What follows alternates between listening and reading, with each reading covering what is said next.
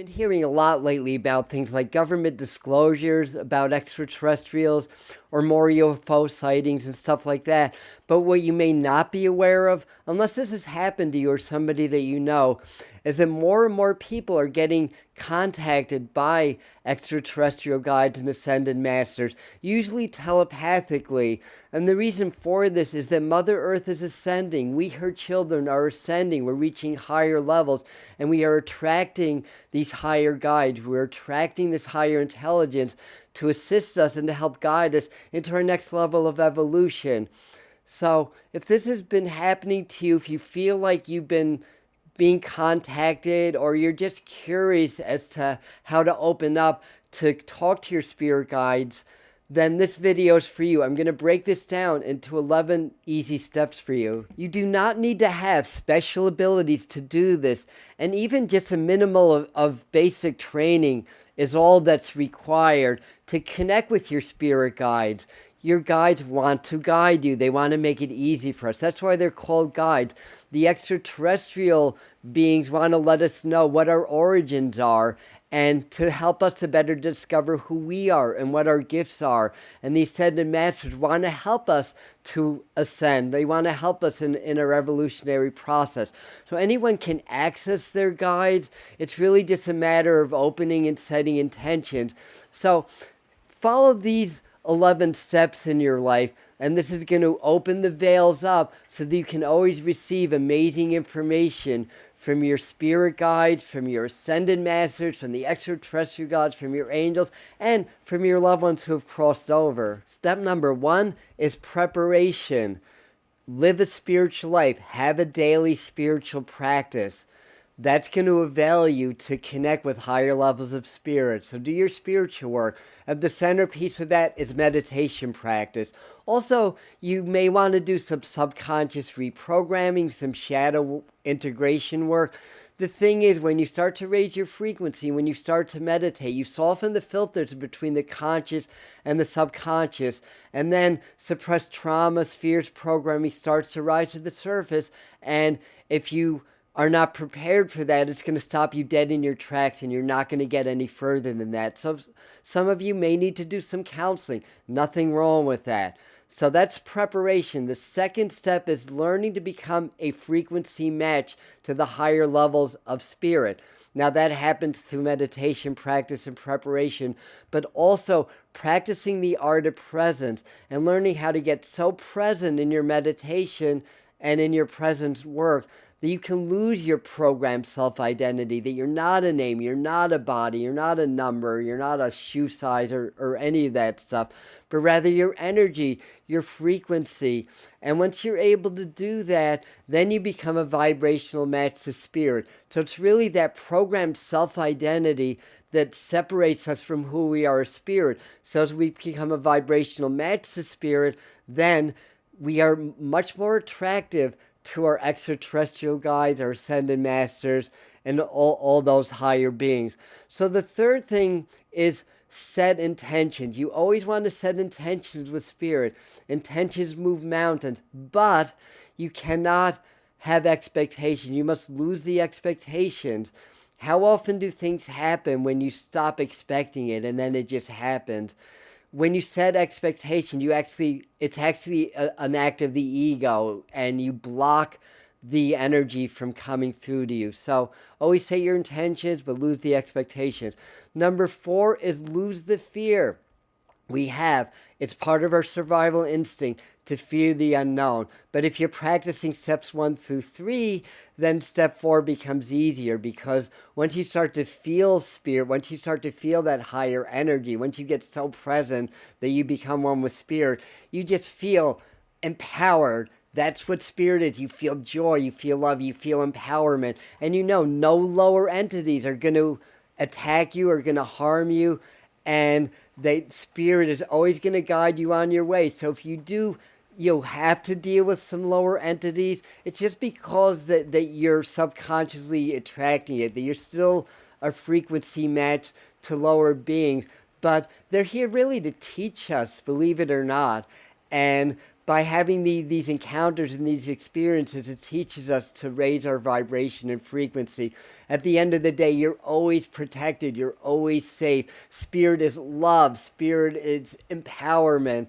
And when you connect to spirit, you connect to the ultimate power source. You become one with God. Nothing, entity or human, is more powerful than God and therefore more powerful than you. Lose the fear. Step number 5, work with the chakras. Open the chakras or your energy centers. Each chakra is a portal of information and connection to spirit unto itself. With that, place extra focus on the heart chakra, the central chakra. The heart is the portal to our soul, and it's through our soul that we communicate best with our extraterrestrial guides and the ascended masters. So you want to practice some heart expansion exercises, heart-brain coherence. That's my go-to practice. And we're going to be releasing a course called the Heart Magnification System very soon to help you to dive deeper into magnified heart-brain coherence. But we'll flash a video above for you. The more you can work with that, the more you're going to be able to be open and as well as understand their energy, to be able to connect to their energy, what they're trying to communicate with you. So number 6 is check the ego. The ego's always going to try to block us. Our egos do not like change. They get uncomfortable and try to block us. So you may get things coming up in your mind when you're getting communication like, oh, that's just my imagination, or messages like that. And so what we have to do is maybe even talk to our egos and say, well, no, it's not. It's spirit. We understand your concerns, but I know that I can do this. I know that I'm getting true information, and I'm going to continue to do this. So be aware that your ego's always going to try to get in the way in some way or another. And it can take on a lot of different forms. So check the ego, step number 6. Step number 7 is to adopt a spiritual life. And this is sort of, an offshoot of step number 1, really. So what I mean by that is, yes, clear the dramas, meditate, do that, but develop a spiritual routine and just live. You don't have to live like a monk, but just live a spiritual life. Be engaging with spirit all the time, dialoguing, communicating with spirit all the time. If a question comes up in your mind, ask spirit for the answer and trust what you get. Things like that. So just adopt a more spiritual lifestyle. The 8th step is not to categorize the spirits. That just gets in the way. That gets us into our personal mind, our egoic mind, when we try to categorize like, oh, this is my spirit guide, but this is an ascended master, and this is an extraterrestrial guide. Just be open at the heart, invite spirit, communicate with them, and if and when they're ready, they'll tell you who they are. You do not need to categorize them. They're all parts of God. They're all part of collective consciousness. They are all within us as well as outside of us. 9th step is to learn to discern true signs from things that may be just randomly happening in the environment. True communication versus, say, like subconscious babble and imagination. Now, the thing is, when spirit communicates with us, it happens through the same portion of the brain as when we imagine. So it can be a little bit tricky, but with practice, you'll understand the difference. Spirit communication has a very uplifting vibration and quality, whereas things that come from the personal mind can be fraught with like fear and worry and the more negative survival-based emotions. So discern also like what's a true sign versus something else. Like if you see like the window shade rattling by the window, make sure the window's closed first, for example. So the 10th thing is to practice the art of surrender. Learn how to surrender to spirit or God. And it's through the non-surrender which creates barriers for them to be able to communicate. Again, this ties into knowing that you are safe and protected. If it helps, call an Archangel Michael or the Buddha or some entity or energy or angel that you feel is protective. But you have to surrender. You have to turn it over and allow them to come through you. And the 11th is to learn and practice the language of spirit. And there's so many different ways that our guides, our extraterrestrial guides, will communicate with us. For some, it's direct channeling. For some, it's automatic writing. For some, it's more blending or mediumship and getting images, symbols, colors, and things like that. Now, especially with the extraterrestrials, say that 3 times fast, you might get a direct visit. That happens, but most of the time it's telepathic. You feel the energy, they connect with you telepathically, and then you get messages that way.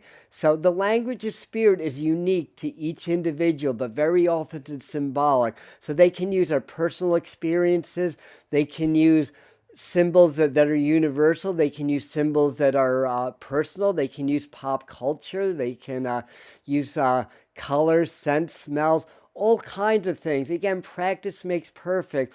The thing is, as part of your daily spiritual routine, set some time a day, set some time each day apart where you can just sit and ask spirit for messages and communicate with them, and then journal what you get, and then you start to understand your personal patterns, because again, the language of spirit is different for you than it is for me, and different from every other individual. And the spirits understand that. They want to guide you. They want to communicate with you. They understand this. So they're going to work on speaking in your language so you can best understand that. And basically, that's it. Practice these 11 steps, and it's going to happen for you. It may take time. It may happen immediately. And if you really want to focus really on connecting with your extraterrestrial guides and understanding your ET origins and working with them, check this video out here where we specifically explain how to contact and to get messages from the extraterrestrial guides. Thank you. I love you, and see you in the next video.